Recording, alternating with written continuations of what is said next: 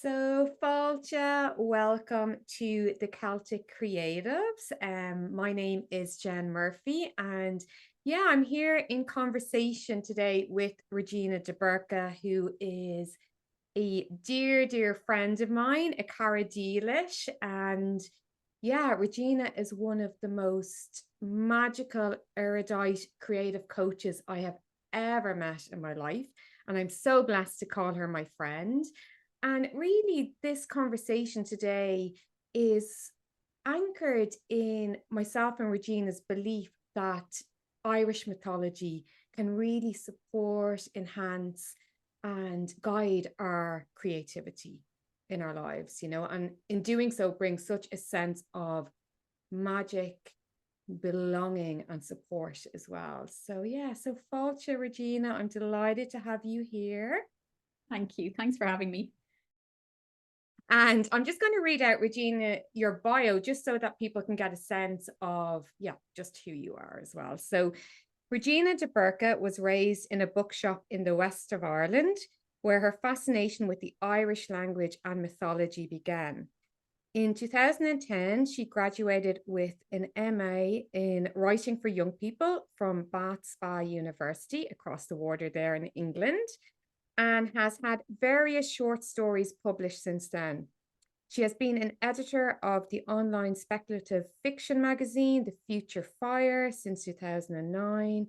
She was commissioned to write a children's version of Dracula, so cool, by an educational publisher in 2014. In 2021, she produced the first Irish language version of the Rider-Waite Tarot deck. I actually have one of these cards with me today, Regina. I have, as we can see here, Andri, so which means Druid, Oscailga in Gaelic, so the magician card. And it's just incredible what you've done there. And then in May 2022, Regina was shortlisted for the Minds Shine Bright short story competition. So, sorry, Minds Shine Bright short story competition for a story about Sheila Nagig. In spring 2024, she launched Journey Through the Tarot via Irish Herstory on Substack. And this is a series of posts that connect historic Irish women to each of the 78 Rider-Waite tarot cards. And it is an incredible publication. So I just encourage everyone to go and check that out. And sorry, now I always get tongue-tied reading out Regina. So I hope I've done you justice there. But yeah, basically, Regina is an absolute gift to the world, in summary. So yeah, welcome, Regina. Thank you. Thanks so much, Jen. So as we open up our space today, Regina, I would love, first of all, if you, just to get a sense from you, if there is a creative ancestor that you'd like to invite into the space. So a creative ancestor could be an archetype, a goddess or god from our mythology, or an otherworldly being, or, in the human realm, we always have to distinguish in these conversations between otherworld and human, but like maybe somebody who, has inspired your creativity, someone that or never met in your life. So yeah, just opening up the space to invite in a creative ancestor into our little soiree today. Oh, thanks, Jen. I really love this idea. And I think the person who has had the biggest role of being just my inspiration through and through has been Elizabeth Yeats.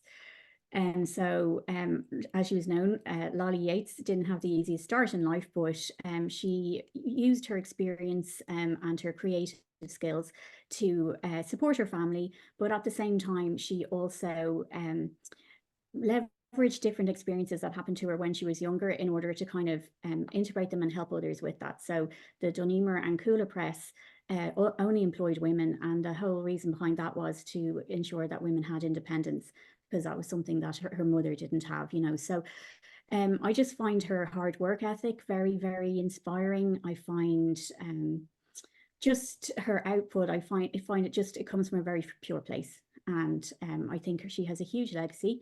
And she was always about the work, you know, not about any kind of persona or ego around it, that I can tell anyway. And yeah, I just think that herself and Lily, her sister, were kind of the unsung heroes of the family a little bit. You know, they did work very hard to support the family. So that she would be, I just think the pragmatic nature of her, and also how she tried her hands at different things. She was a teacher, she was a publisher, she was an artist, and that really appeals to me. And she's an amazing role model. Incredible. Yeah. So welcoming in Elizabeth Yates. And yeah, that's so interesting, you know, because obviously the Yates family are very well known, you know, within Ireland and indeed beyond these shores, you know, and Elizabeth obviously didn't lick it off the stones, right? Her like artistic or creative spirit. But yeah, it's interesting in terms of who is remembered and who is not, you know, and that's why I feel like your work around her story is so incredibly important. And I'm just curious as well, just around the timeline of Elizabeth Yates. So when are we kind of talking there, just in terms of when she was doing her great work? So I think it was a pivotal moment in her own artistic career, about 1888. Because she was very influenced by William Morris at that time. And in her teaching capacity, then she took her experiences, and she really, you know, taught some very interesting artists such as Mamie Jellett. So her work, you know, she just had such an amazing legacy. And again, it was about kind of supporting others, and it was in service, you know. So I just think that's a really just a beautiful contribution that she made to the world, you know. Yeah, beautiful. Great. It's so lovely to feel, yeah, that energy come into our space today. So yeah, and then from Elizabeth Yates as a creative ancestor, just yeah, it would be so lovely to hear about your creative life, Regina. And I know it's not like one singular thing, you know, from your bio, it's so diverse. But just to even give us a flavor of what your creative life, you know, looks like. So I was very lucky because I was born into an environment and a culture that really valued creativity. I was raised in a bookshop, so stories and art were really important to my family. So they really encouraged our art practice. You know, they always made sure we had the supplies we needed, and you know they'd always read anything we wrote. So it was around then when I was about 4 that I started reading the children's books when nobody was looking, and most of the children's books were Oscailga. They were very old, vintage Irish books, and that was just so phenomenally lucky because I do believe Irishness has a consciousness of its own, and I do believe it's particularly magical. So that's kind of was my introduction to the Irish language. Now it got a little bit muddy then because and when I started school, I actually couldn't recognize Irish. I couldn't, I thought it was a different language. It was so different to the tales of the fairies and the tales of the myths and the folklore that I just, you know, it was a bit of a calibrating experience for me. But I did have that kind of lucky start. I was always able to escape into books and to stories. So, you know, it didn't bother me too much. But it was always predominantly writing, actually. That was my focus. And you know, I do believe it's because of the influence of the book so young that led to that. So like I'm a journalist by training, and I've done a lot of different work in that, but I've also done a lot of different creative writing courses, and as you mentioned there, I did the masters in writing for young people. And I think on graduation there, my confidence in my writing was probably the highest it's ever been, but within a year it was probably the lowest it ever was, you know. So it's been quite a journey with just really making sure that you are showing up for the muse, that you are, you know, contributing with whatever you're working on, and that you're not too focused on the externals. So in order to do that, I do have a pretty grounded practice. I have a very strong daily practice around all of this. And I'm never really not writing. There's always something that might occur to me that would be a beautiful element for a story. Like, I just do feel so blessed and so lucky that there was, you know, the kind of encouragement when I was young, you know, with the education piece, I was able to study as an undergrad very cheaply, you know, it was just a registration fee that was a cost at the time when I was going to college. So I just feel there was kind of systemic supports as well, which aren't here now, you know. So you know, it's a real privilege. It's a privilege to be able to create. It's a privilege to be able to take the time to write.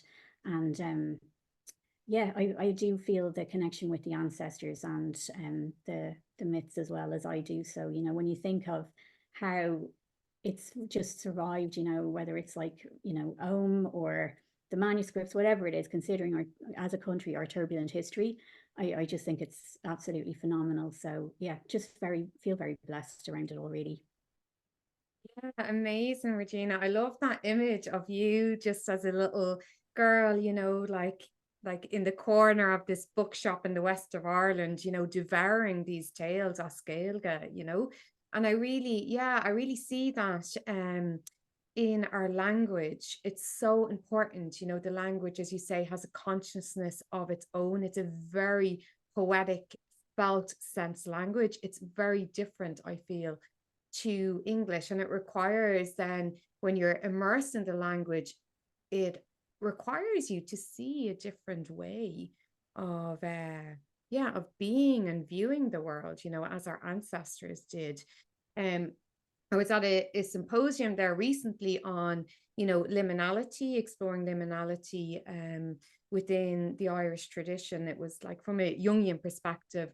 But, you know, one of the presenters was talking about how Ireland, because we were on, you know, this Western fringe as such, you know, and weren't conquered by the Romans, that it's almost like the Irish psyche developed in a different way that was, you know, yeah, different to maybe mainland Europe, you know, and a different style of consciousness as a result, because we didn't have that Roman influence. You know, obviously we had it a lot later in the Roman Catholic Church, but, you know, Very yeah, I interesting. feel like, yeah, it's really interesting in terms of what has survived within us and within our collective psyche, you know.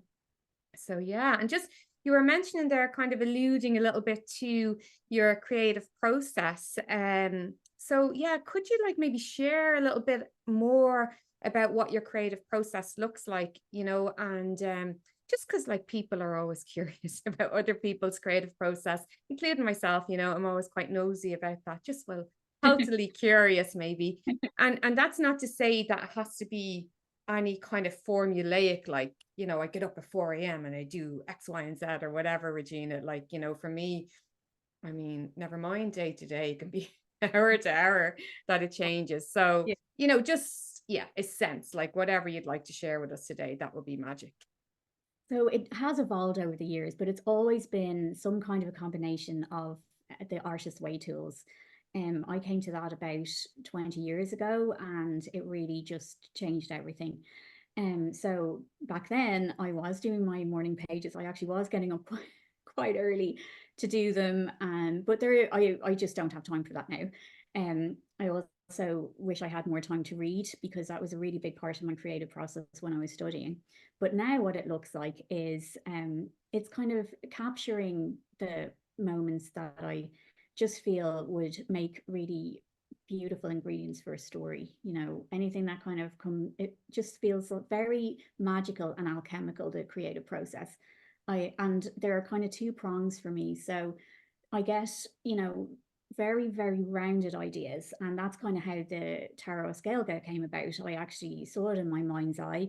I was very used to working with the Rider-Waite deck, but I actually saw all of the writing and all of the different titles. I saw them in Irish. So that was one thing. And it was a kind of a pressing, these kind of projects, when they drop in, they're quite pressing and I have to do them quite soon. Journey through the Tarot via Herstory was this very same thing. Whereas it's really interesting when it comes to my creative writing piece, because I haven't a notion how it's going to end up. Like, I'm there staring at the blank page and it could be anything, Jen. It's just, I haven't a clue.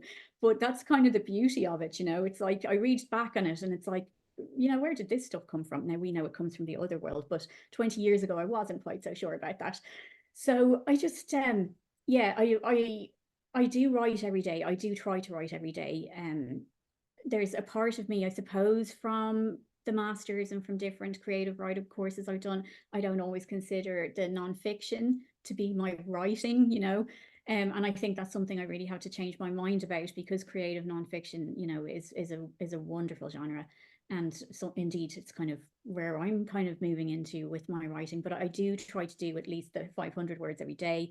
I'm very lucky that most of my friends I've met through these different courses, like yourself, and you know, they're all creatives as well, like yourself. So at least when we meet up, we can go on what Julia Cameron calls the kind of artist dates. So, you know, it's just, as everybody knows, you know, the older you get, there's just more demands on your time, you know, and as well, I do struggle with the kind of, you know, the daily habits that something like the morning pages, you know, I find it kind of hard to keep motivated to do things like that. But overall, it's just it's these little snippets, these little glimmers of creativity that I kind of snatch where I can. I get a lot of my ideas when I'm out in nature, so I always try and get my walk in. I get a lot of my ideas when I'm listening to music, so that's a really big thing for me. But like, you know, there's always the kind of you know, temptation to just kind of sit and watch TV and not listen, you know, and you know, especially when you're kind of tired after work or whatever. But I feel as long as I'm doing something every day, I'm happy enough, you know. But I have these days just completely focused on writing. I used to do some illustration and a little bit of photography as well. But I just don't have time now. So I am just dedicating myself to the written word. Yeah, beautiful, Regina. You're Samuel Donach, Oh, I'm skilled not. in all Oh of my the arts, God. you I'm know, so Samuel not. Donach, yeah. Jack Um, of all trades, that's what it is. but yeah, I love that of just, you know, having just those snippets, those moments, those like I almost see like, you know, like you're going through your day with it and you're puncturing with a knitting needle or something into a different reality Yeah. by, you know, just in those short, you know, moments, because life is so full that, yeah, like I mean, I fantasize all the time. I probably spent a lot of time, more time writing, more time fantasizing about having time to write than I do writing, you Yeah, I know? know. Oh, yeah. So, Think, you yeah, know, so, 100%. and then I think, well, do you know, if I had no responsibilities and all of that, would I, you know, I don't I have know. noticed that I have gone on the odd writing retreat and it's like, okay, I have all this time now, and then I'll be, you know, really just procrastination central. And I've heard a lot of people that were, you know, on these different retreats with me saying the same thing. It's kind of one of those things. So sometimes you're better off to just have a window, but then there are certain things that can't be rushed. You know, there are certain things that just take the time that they take. And I feel that there's maybe not enough consideration given to that. You know, it's really important to let an idea gestate. And also, I really believe, and Julia Cameron's amazing the way she talks about this, but sometimes, you know, there's value in kind of doing nothing, you know, in kind of just, you know, like, you know, whether it's, you know, formal meditation or, you know, going for a walk in nature, but just, you know, putting it out of your mind and then kind of seeing what comes back once you're more, you know, I guess regulated, you know. So I just think that we can't have these kind of military kind of regimes. I don't think we can have these you know, too punishing schedules or spreadsheets saying we have to have, you know, and I've done that. Like I do set myself a word count, but you know, it's a bit of a limitation some days when the muse is there, you know, and when the muse isn't there, I just don't see the point in forcing it. Yeah, yeah, I really really resonate with that, you know. And I suppose something that I've realized of late, you know, because like even this idea of the Celtic creatives is about a year and a half in gestation. Yeah, like what definitely over, like I would say from maybe the autumn equinox 2022 to now, you know, and that like embodied huge descent, you know, personally, you know, because of the work that I was doing, like in Jungian analysis, and, you know, also, yeah, I was suffering from, well, I still am, but to a lesser degree, like chronic nerve pain. And all of that has made the creative process, I've had to wait many a time, and I've had to just trust to like the depths of my soul, essentially. And what has really, really helped me is to know that while all of this work, you know, that while I'm, you know, it seems in the outer world that, you know, I'm not producing, or I'm not doing, you know, what I would have hoped to do, that in my inner world, and particularly, you know, in the unconscious, you know, which we see often as the other world, that there's an intelligence happening, that like in my dream world, I can see that the psyche is working hard, because parts of me have had to die, you know, in order for this to come to life. They Yeah. just have had to, you know, Yeah. certain aspects of my ego, you know, yeah, just certain aspects of self, you know, and shadow and all of that, you know, have had to have their death, and they're still dying. Like, I don't think, you know, I don't think this process is ever complete, but it's just the reassurance that they're, you know, and like that there is this force, you know, that is working with us and through us when we are open to it. And, you know, my dreams have been a great source of comfort, and also disruption, but guidance as well on this journey. And I think, you know, Julia Cameron speaks beautifully to this in her latest book around, you know, like what she sees as riding for guidance, and this benevolent force that is supporting her and guiding her on the journey, you know. So it's just a different frame to maybe, yeah, how I see and experience it, but it's really ultimately, yeah, the same thing. So yeah. Absolutely. Yeah. And I really love there's one of Elizabeth Gilbert's early TED Talks where she speaks about the kind of muse being almost like a specter that kind of chases people, you know, and that you have to kind of, you know, be welcome it and kind of work with it. And I love that. I love that kind of otherworldly analogy. I think it's really important. I think as well, my whole opinion on all of this has changed a lot over the years. Like when I graduated from the master's, like as I said, my confidence was really, really high. I got a phenomenal agent, Julie Russell, and I will be always forever so grateful to her for her faith in me. But you know, I was never going to be able to fit a kind of a commercial publishers list. Like, I've always been a bit neat, so that's a little understatement there. Anybody who knows me knows what kind of understatement that is. But I was devastated at the time, devastated. I thought I really took it personally. I internalized it.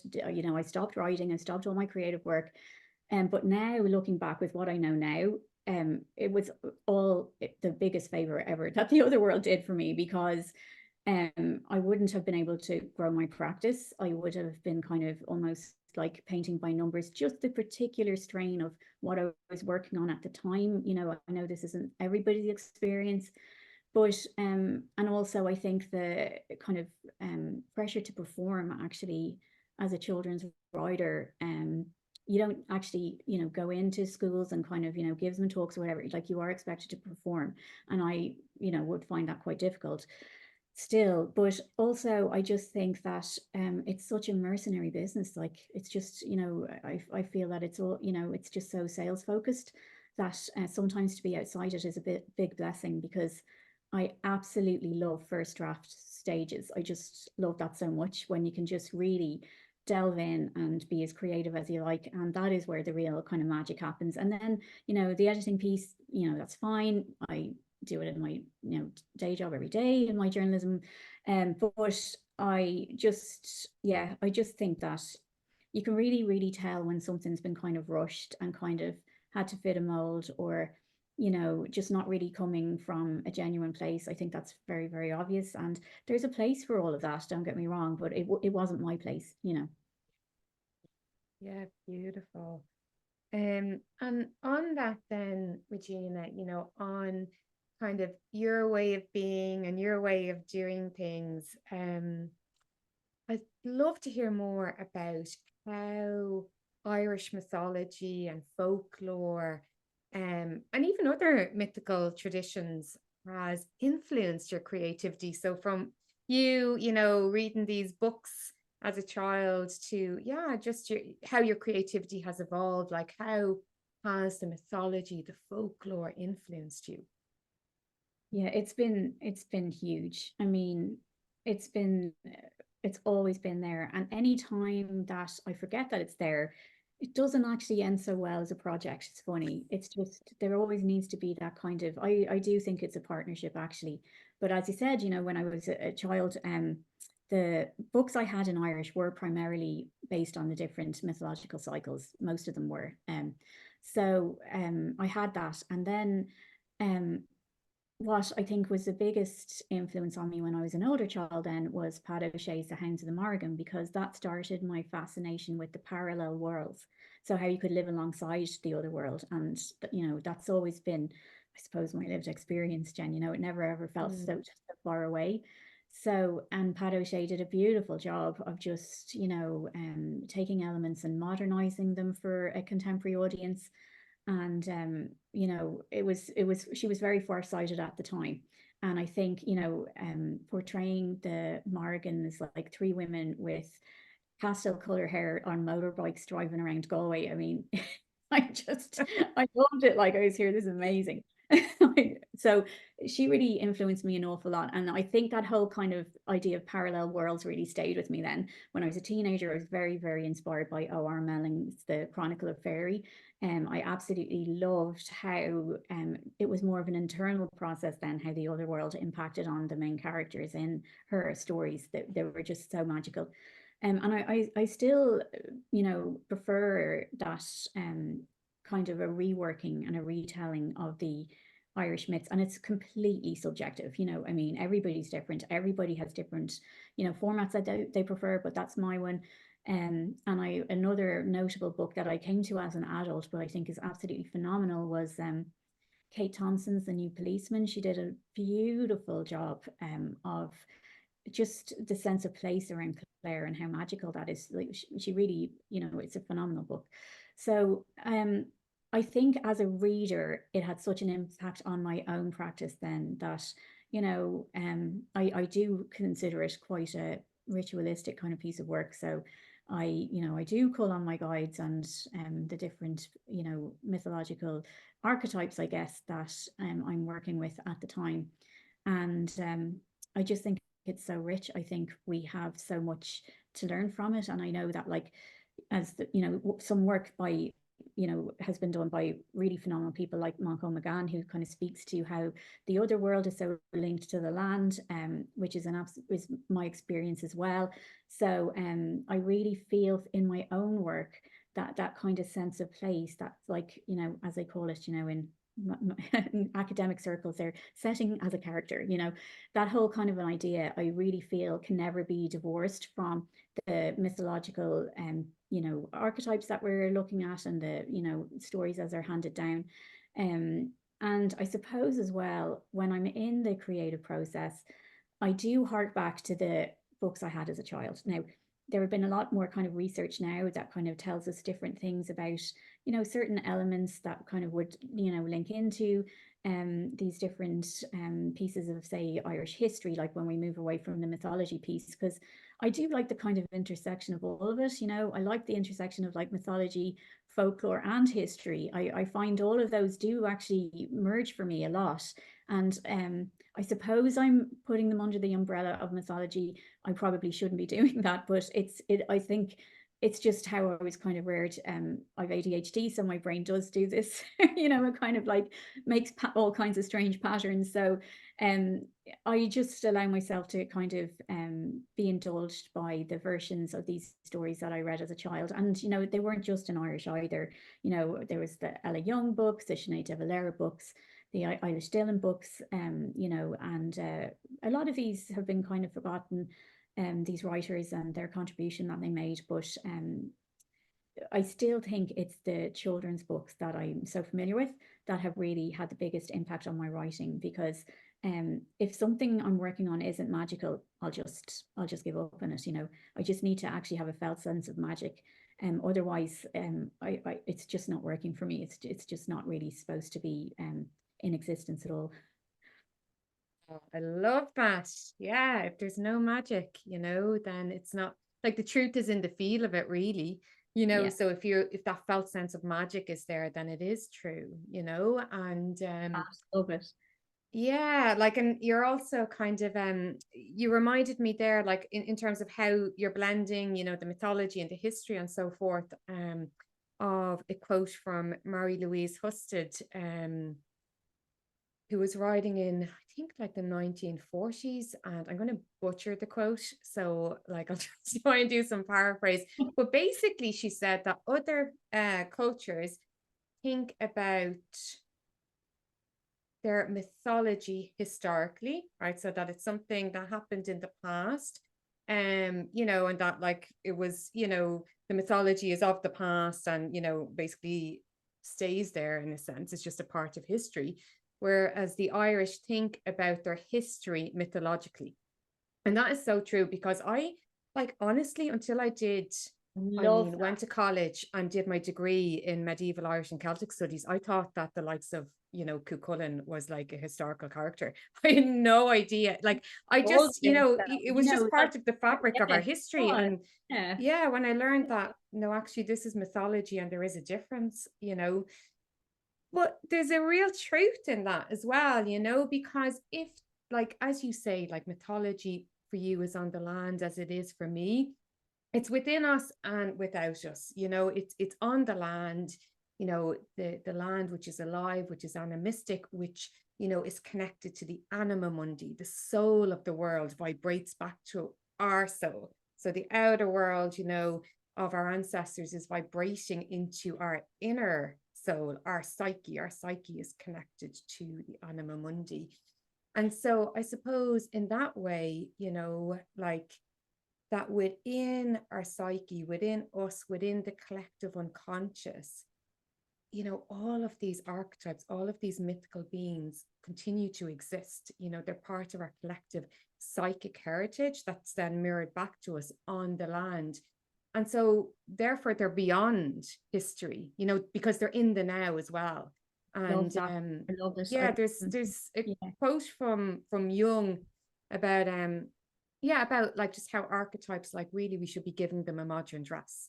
So we should be yeah, taking these old archetypes and giving them a modern dress, because they should still be informing our time, because they're timeless. They're beyond history. So love that. yeah. Oh, I love that. Thank you for sharing that. I wasn't aware of either of those quotes, and I'm really glad I know them now. Yeah, Well, it's I really hope I got them right. Can't I'm guarantee sure, that. I'm sure you did. So yeah. So on that then, right, if we're thinking about the mythology and the folklore, and the fairy tales are still alive, are still living and beating and vibrating within us. Yeah, a question I'd have for you, Regina, would be like, if you were to walk into a myth, a folk tale, or fairy tale today, what one would you walk into? And I say this with the reassurance that you'll come back out with your limbs intact, because I know often, when you go into a fairy tale or a myth, there's talking heads that have been, beheaded, or the limbs, the hands are getting chopped off or whatever, which obviously we know as well is important symbolism for psychological growth. That something needs to be dismembered or dissolved so that the new can emerge. But you're safe here, so tell us, where would you go? I love this question so much. And yeah, I love what you were kind of saying about the limbs being intact, because I do think, there is this, there is always this sense of threat in the kind of Irish canon, all right, you just wouldn't want to get on the wrong side of the she at all. So I love this. Um, I always was very captivated by the Tombo Fleadh for a number of Mm. reasons. Um, First of all, because I'm very familiar with the Irish Peninsula, being from Mayo. And second of all, I just feel that it's just such an interesting,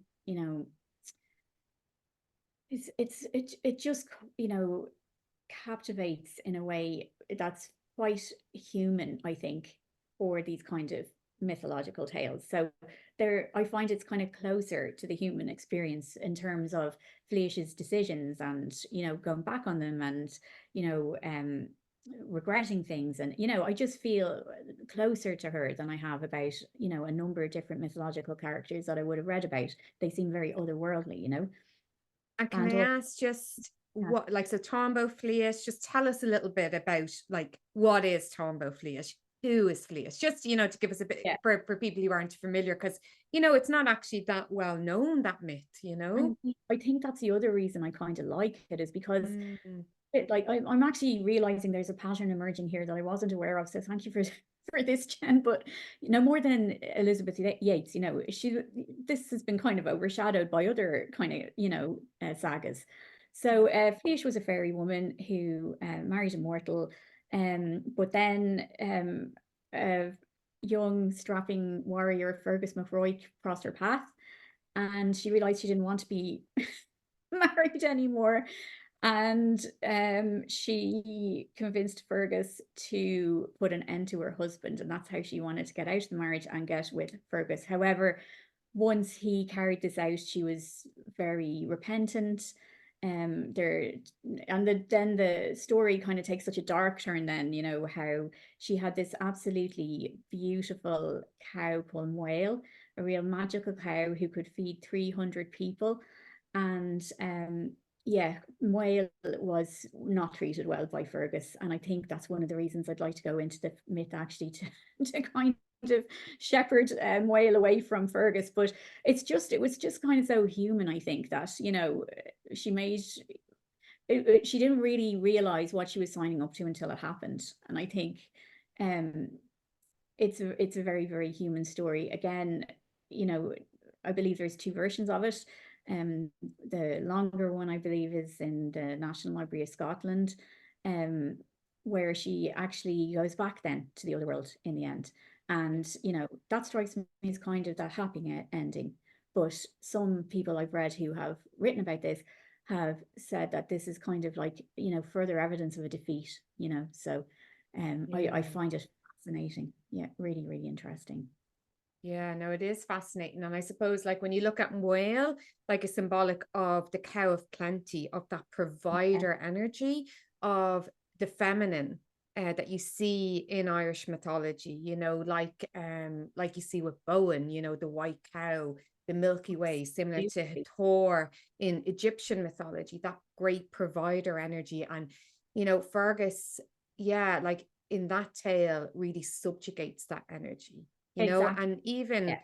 with Fleash has huge sexual power and energy in that myth as well. Yeah, it's so fascinating. And it's just really fascinating to see how the different characters behave in different myths, because in other myths, Fergus is more of a healthy masculine figure. Yes, Yeah, absolutely. Yeah. yeah. That's a really good point, actually. How it's very hard to actually get a kind of a handle on his character, actually, because there's such widely different portrayals in different myths. It's super interesting. Yeah. And I actually married a Fergus, as you well know. And Well, and we do he's a joke higher. that, because Fergus MacRoig had a gesh on him, a taboo that he could never refuse a feast. And, I say the same about Fergus Sharkey now.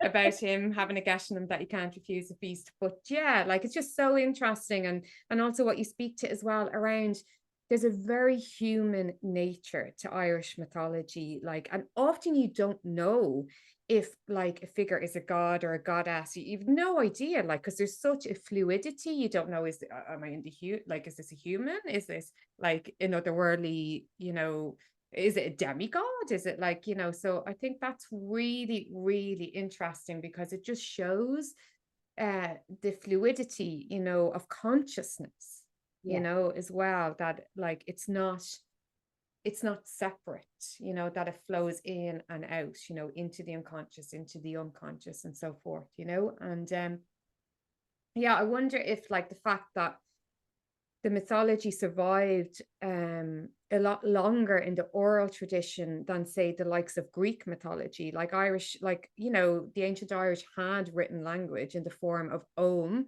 so they could have potentially You know, they knew how to write, so they could have potentially used Ogham or developed that further to write, but they chose not to. They chose to keep it in the oral tradition. And I think that's really, really interesting as well. Very interesting, and it's very important to be constantly reminded of that, I think. And also I feel like just at the moment, and these things are subject to trend, that, you know, sometimes the bailage is like the folklore, when it's the oral tradition, it's just not really, you know, valued as much, or it's not really, you know, seen as, you know, like a valid source of information. But, you know, like I was very, very, very lucky with my childhood in terms of, you know, the characters that would come into the bookshop, you know, in my own family, just the storytelling tradition and what I learned there. And, you know, I suppose there's kind of academic scrutiny now, I feel, is almost doing our ancestors a bit of a disservice, you know. Like, as we know, education, it's a huge privilege. It really is. It's such a gift and a blessing. It's a huge privilege. And to be able to kind of, you know, gain different qualifications and everything, and to, you know, that just suggests a certain level of support that isn't always there for people. And I feel like, you know, there are plenty of my, you know, older relations that have passed away that would have been more than capable of, you know, doing any degree I'd be aware of, you know, but, you know, they just didn't have the chance. It just wasn't a thing, you know. They had to leave school early and, you know, either look after the farm or look after the family. So I really, I hope this changes. It makes me, it saddens me. I just hope that people start to see the validity and the value and the importance. And even if there's like a wild difference between the same tale that comes from, say, Mayo, or comes from, say, Kerry, because I better give a nod to my mother's people now. But, you know, even if it's the same story and there's a different version, I think that's okay. Like, I think they can live alongside each other, you know? I think there's this kind of one truth. It's like, yeah, I do think it's doing our, you know, ancestor disservice, because like we are a nation of storytellers, and to tell a good story, you put your own slant on it, you know. So I think that's okay as well. And if that gets kind of, you know, fossilized, I think that's part of the charm, you know. Yeah, I couldn't agree more, you know. And even within my own family, like, you know, there was no third level education. Like, my father didn't even get to go to secondary school. Like, it's absolutely wild. Just, you know, That yeah, wasn't just that long ago, you know. It no, wasn't like that this long is ago. in the Yeah, 19, you know, yeah, 50s and 60s, just a level of poverty in Ireland, you know. And so, like, I feel the great privilege, you know, even the area where I grew up. I was reading recently that only, like, I think it's like about 12% of young people get to go to college in comparison to other areas of more privileged areas of Dublin, that we know that, you know, 99% of young people are getting to go to college. So it's still, like, I feel the great privilege of having had that experience, you know. But I feel like as well, like that, you know, when I went to college, did the degree, it was all the academic. And do you know what, you know, I've had to come full circle. I am very grateful for that experience, but now it's in a whole other realm for me. It's like just yeah, pure creative, co-creative energy. You know, it's yeah, not about tying myself up in knots around what, like, a Christian scribe said, you know. Like, it's actually looking at, why did the Christian scribe write it that way? Why did they say that? What was coming through them in terms of the consciousness, the other world? Who are they collaborating with? All of that, you know. What was their agenda, as we know? yeah. So yeah, I just, it's been, and it's actually been humbling for me to kind of come back to that, you know, and just to, yeah, the magic of the diversity of the stories, Yeah, you know, and yeah, how different people bring things to life in such different ways. And, you know, the more of us that do it, and the more of us that tap into this, the more alive, you know, we can keep our tradition. absolutely. I love that. Yeah, no, absolutely. I completely agree. Yeah. You know, it's just really, it's a really, really important thing to bear in mind. And I'd hate to see our storytelling tradition, actually, I'd hate to see anything happen to it, because it's Yeah. pure magic. When you see a really good storyteller, you know, there's nothing quite like it here, you know. So, Yeah, yeah, no, absolutely. We love a good tale. yeah. And I suppose then, on keeping it alive, then, you know, just maybe yeah, a question to you, like before we kind of bring our conversation to an end. Yeah, like how do you feel that we can be good creative ancestors ourselves, for the generations that are coming behind us, Yeah. Um, I actually think about this a lot. I see my little nephew and I see how different the world is, to when compared to when I was his age, and I feel like the systems we're living within now are quite detrimental to the creative process. I believe I've heard this third hand, so this may not be the case, but I have heard that there are certain universities in, say, the Far East, that you can't actually study the arts because the thinking is, well, you can't get a paying job at the end of it, so it's a waste of time. Now that is horrendously, horrendously dangerous. I mean, the arts teach people to think for themselves. They teach people to critique things, so it's not a leap to think that, well, maybe this is one of the reasons that kind of the arts are being sidelined, but I feel that, a creative process for anyone, I feel like it's our divine birthright. I feel like it's just so important in well-being, and to kind of help us integrate our experiences in life. And so I really do want to just challenge the systems that stop that. I mean, I alluded to my own college, career in the 90s, where like there were no fees for your first degree. There was like a registration fee of a couple of £100. Now, obviously, that's changed, and it breaks my heart, because it was all subsidized back then. And I just feel like we really need to rally around our young people. I mean, I love what is happening in the Fighting Words initiative, teaching little kids how to kind of be creative and tell their own stories. Like, we need more things like that. Also, then I think when they get older and they start to, just create their own things, I really feel like just switching the emphasis off, like, so if you're a writer, you're only a real writer if you got published, because that is really not the case now. It's actually never been less the case that now, because it's just a very risk averse business. It's kind of like, say, in the children's area that I'd be very familiar with, it's the celebrities that have their following, they're able to perform, there's a lot of kind of different aspects of play that have nothing to do with, the quality of writing or the type of story that has been written. So I just feel that while these systems are in place and values change, it won't always be like this, that they just really need to realize that this is important, that actually creating is a valuable asset. Society, the one that we live in, it values all of the wrong things at the moment. I mean, you can be a CEO of a tech company that's having a detrimental effect on humankind, and there are, we all know, like, the 1%, it's all so wrong, it's all backwards. Whereas you could be a nurse, or it's all kind of backwards. So it's just really helping them remember that, because just because something might not ever have a monetary value at the end of it. Like, let's face it, might not ever have that. You might never make back the money that you invest in your courses, and whatever it is that you need to, become a creator. But that still doesn't mean that it's not worth doing. I think that actually taking that kind of a concept is quite a radical act. I feel that, it's not too much of a leap then to kind of say that, well, while these people are creating things, they're not consuming things. So I think that it's kind of like stepping outside of the system a little bit. And that is why it's very, very, very important to just give them space, give them time, and also not overschedule things. I see that a lot with the younger generations now. I mean, we were just like, okay, you're home from school now, off you go, Get out. Good luck now. Yeah. So, like, like, it's just, I understand now. I understand how it's changed, and I understand why it's changed. But it's just, I do think there is a lot to be said for little kids having just, white space in their schedules just to see what they come up with.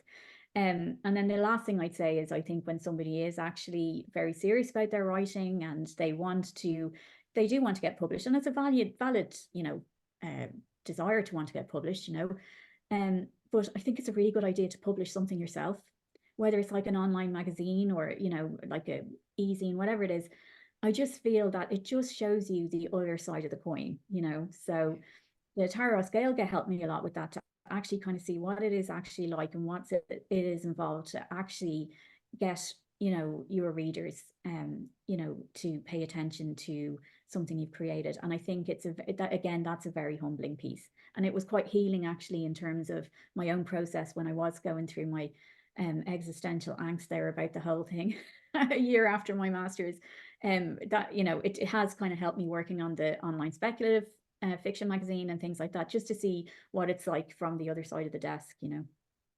Yeah, that's so powerful, you know, because again, it's the feeling, you know, that's so important there as well, you know, like the feeling of, you know, that you received when you like published this Tarot Oskelga, which I know was no like easy feat, right? It was huge undertaking, you know, that required huge persistence and, you know, relentlessness, but there was such a belief in the magic, you know, and, you know, the creativity and, you know, the otherworldly ancestors definitely had a hand in that as well, Regina, I feel, you know, so Definitely did, undoubt her bit. yeah, exactly. So yeah, Definitely. but thank you so much for sharing that, you know, just so inspiring. You know, because I do think as well with my own two small little wildlings, you know, what the future will hold for them and their creativity. And I want to, yeah, show them like, well, Cadella is Phaedra, like what else is possible, you know?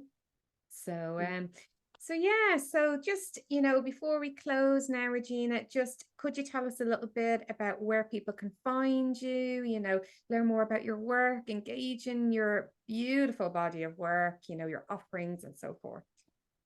Oh, thanks, Jen. So you'll find me at the irishtarot.com.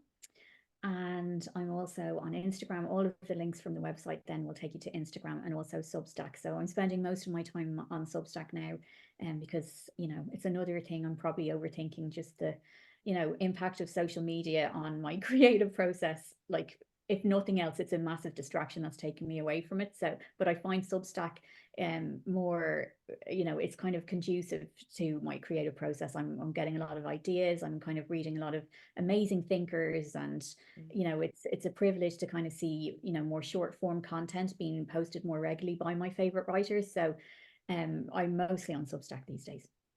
Yeah, yeah. And your Substack is phenomenal, like absolutely phenomenal. So yeah, so just thank you so much, Regina. Buike so creed, like was just absolutely wonderful to be in conversation with you today. And yeah, just to get a glimpse into your creative life and just into your wisdom, you know, is Ban Fasahu. You are a wise woman. So yeah, You thank don't you have so to, much. you're very kind. Thank you. Thanks for having me.